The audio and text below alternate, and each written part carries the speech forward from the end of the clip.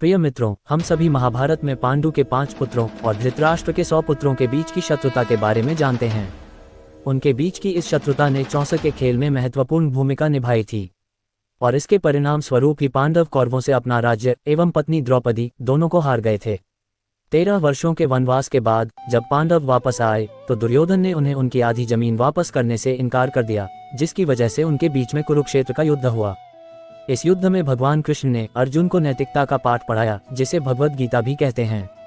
इस युद्ध को जीतने के बाद पांडव अपने परिवारजनों की हत्या के अपराध से ग्रस्त हो गए थे और ध्रुवीय पहाड़ों की महान यात्रा पर निकल पड़े थे। इस यात्रा के दौरान स्वर्ग का द्वार बनाने वाले युधिष्ठिर का देहांत हो गया था। जय श्री कृष्णा मित्रों, आज फिर से आपके अपने चैनल मॉरल माई स्टोरी में आप सभी प्यारे दर्शकों का हार्दिक स्वागत है। भगवान श्री कृष्ण आप पर हमेशा कृपा बनाए रखें और आपकी सभी मनोकामना पूरी करे। अगर आप भगवान श्री कृष्ण के आदर्शों को फॉलो करते हैं तो कमेंट में जय श्री कृष्ण अवश्य लिखें। वीडियो शुरू करने से पहले अगर आप चैनल पे नए हैं तो चैनल को सब्सक्राइब अवश्य कर लीजिए, ताकि भगवान श्री कृष्ण के ज्ञान सागर में से ढूंढकर कुछ मोती हम आपके लिए निरंतर लाते रहें। प्रिय मित्रों, ऐसा प्रतीत होता है कि महाभारत मध्यकालीन भारत के प्रमुख काव्यों में से एक है जो पूरी तरह से संस्कृत भाषा में लिखा गया था। दूसरा प्रमुख महाकाव्य जो प्रसिद्ध है वह रामायण प्रतीत होता है।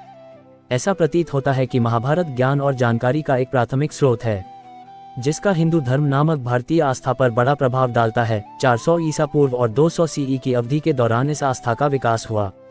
इसलिए हिंदू इसे एक ऐसे कार्य के रूप में देखते हैं जो उनकी आस्था पर आधारित होने के साथ साथ उनकी अपनी भलाई से भी संबंध रखता है। महाभारत उस युग के नायकों की कथा कहानियों के इर्द गिर्द विकसित पौराणिक और वैचारिक जानकारी का एक संग्रह है।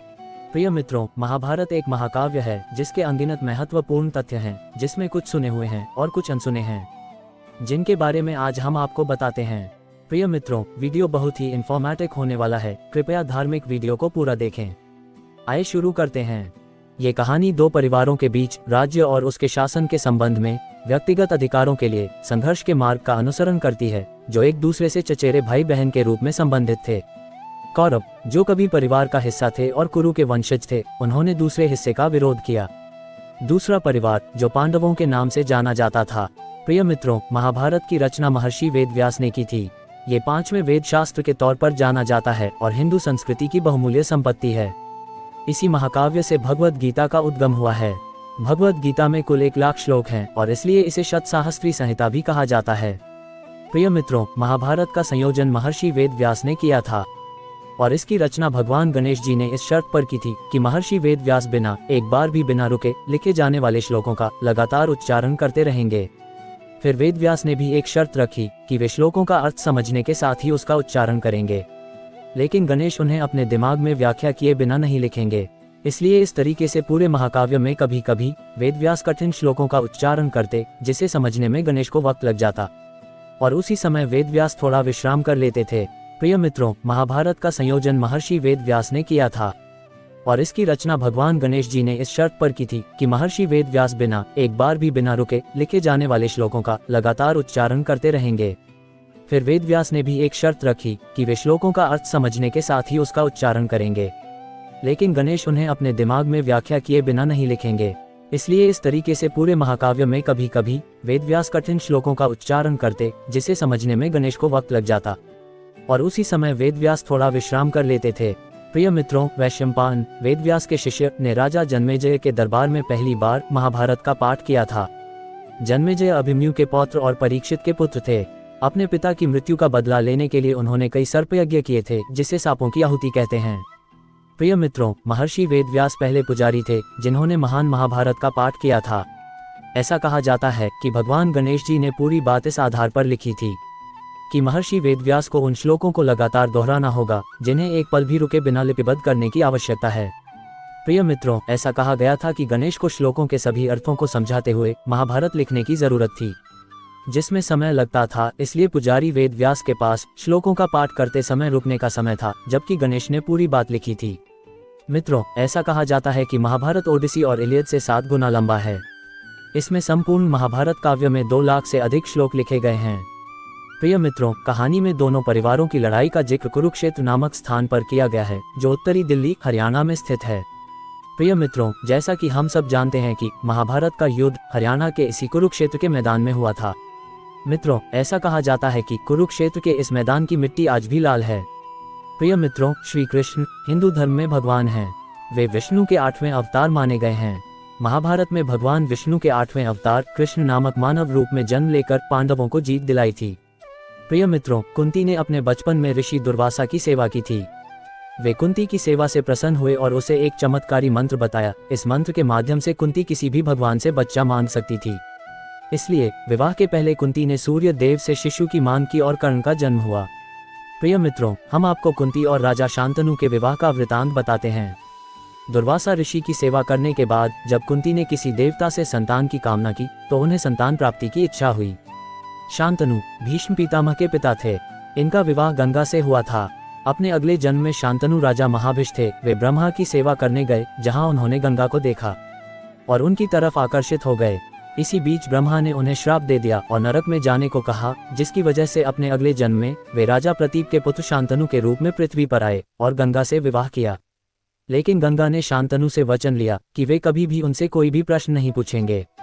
शांतनु इस बात पर सहमत हो गए। उनके 8 बच्चे हुए। उन्होंने पहले 7 बच्चों को गंगा ने नदी में डुबा दिया। उन्होंने कभी कोई प्रश्न नहीं पूछा।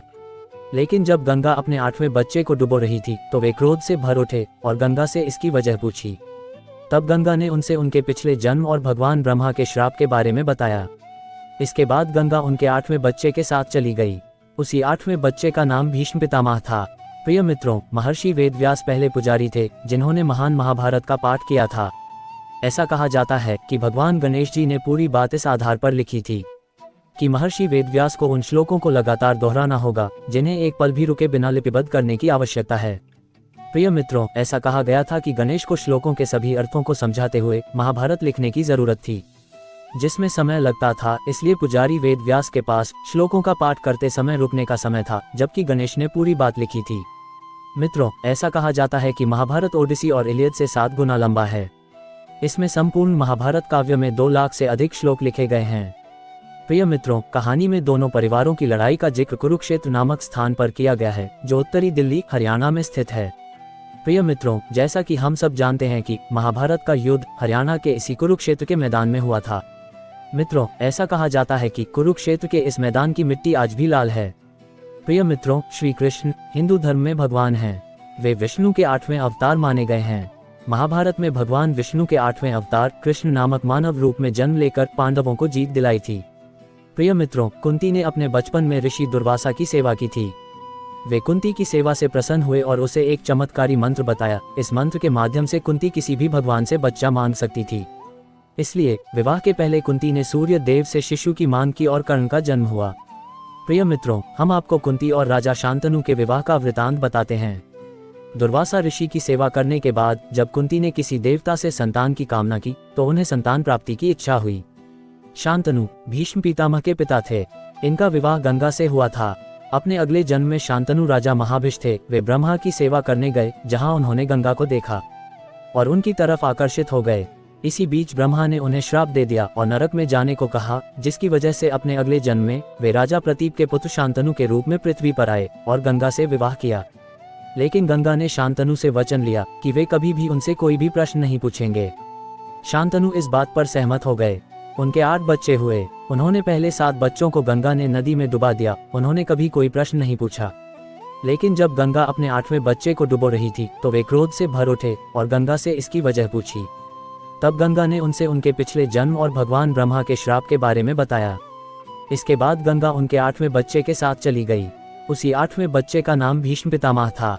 महाभारत का महाकाव्य भारत की प्राचीन भाषा संस्कृत में बताया गया है, जो इसे और भी अधिक ऐतिहासिक और भारत की संस्कृति का आंतरिक हिस्सा बनाता है। प्रिय मित्रों, श्री कृष्ण ने युद्ध नहीं लड़ा। इसके बजाय वह दोनों पक्षों के हिस्सा थे। परिवार के कुरु पक्ष ने कृष्ण की नारायणी सेना को ले लिया और कृष्ण स्वयं दूसरे परिवार पांडवों का हिस्सा थे। रानी गांधारी ने कृष्ण को श्राप दिया था क्योंकि उन्हें लगता था कि परिवारों के बीच हुए महान युद्ध के लिए कृष्ण जिम्मेदार थे। प्रिय मित्रों, आपको ये जानकर आश्चर्य होगा कि महाभारत में विदुर यमराज के अवतार थे। ये धर्मशास्त्र और अर्थशास्त्र के महान ज्ञाता थे। ऋषि मंदव्य के श्राप की वजह से उन्हें मनुष्य योनि में जन्म लेना पड़ा था। पांडव पक्ष के ज्येष्ठ युधिष्ठिर ने उल्लेख किया कि क्या कुरु भाइयों में से कोई भी युद्ध में उनका पक्ष ले सकता है, और 100 में से केवल एक भाई ने पांडवों का पक्ष लिया। प्रिय मित्रों, कहानियों के अनुसार अर्जुन एक किन्नर थे। क्योंकि उन्हें उर्वशी ने श्राप दिया था। बाद में महाकाव्य में अर्जुन ने इसका उपयोग अपने लाभ के लिए किया और वह अज्ञातवास के दौरान एक रानी की दासी के रूप में रहे। प्रिय मित्रों, गांधारी अंधी नहीं थी और उसने अपने पति के अंधे होने के कारण अपनी आंखें बंद करने का फैसला किया। अंधी रहने के निर्णय से उन्हें किसी को भी अभेद्य बनाने के लिए अपनी दृष्टि का उपयोग करने की शक्ति प्राप्त करने में मदद मिली। प्रिय मित्रों, गांधारी के बेटे दुर्योधन को नग्न आने के लिए कहा गया था ताकि उनकी दिव्य दृष्टि से पूरा शरीर अभेद्य और वज्र का हो जाए, लेकिन उसने शर्मवश अपने श्रोणी के चारों ओर एक कपड़ा पहना था, इसलिए दुर्योधन का शरीर का निचला हिस्सा कमजोर हो गया, जो भीम के साथ लड़ाई के दौरान असुरक्षित रहा। कुरु पक्ष में 100 भाई और केवल एक बहन थी। उसका विवाह जयद्रथ नामक व्यक्ति से हुआ था जिसे अर्जुन ने मार डाला था।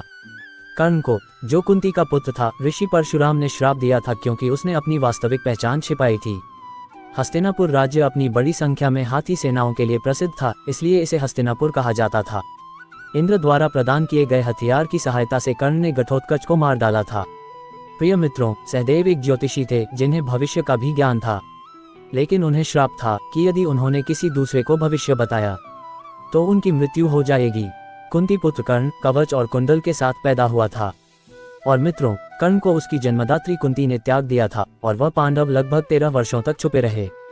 कृष्ण की मृत्यु के बाद पांडवों ने स्वर्ग की यात्रा शुरू की और पांडवों के स्वर्ग चले जाने के बाद अभिमन्यु का पुत्र साम्राज्य का राजा बना।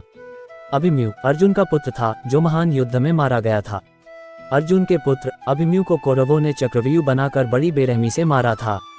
प्रिय मित्रों, महाभारत में राजाओं की मृत्यु और नए राज्यारोहण जैसी घटनाएं कैसे घटित हुईं? महाभारत एक परिवार के आपसी विवाद पर आधारित एक महाकाव्य है। ऐसा प्रतीत होता है कि भारतीय लोगों पर इसका बहुत बड़ा प्रभाव है, क्योंकि वे इसे एक पवित्र ग्रंथ मानते हैं जो इतिहास की महत्वपूर्ण हस्तियों के बारे में बात करता है। जब महाभारत हुआ तब कृष्ण ने भगवद गीता का खुलासा किया था, लेकिन किसी की समझ में नहीं आया और महाभारत का यह महान युद्ध कितना विनाशकारी था। प्रिय मित्रों, महाभारत के युद्ध से हमें सीखना चाहिए कि युद्ध में केवल विनाश होता है, किसी का भला नहीं हो सकता। इन्हीं शब्दों के साथ मुझे आज्ञा दीजिए। जय श्री कृष्णा।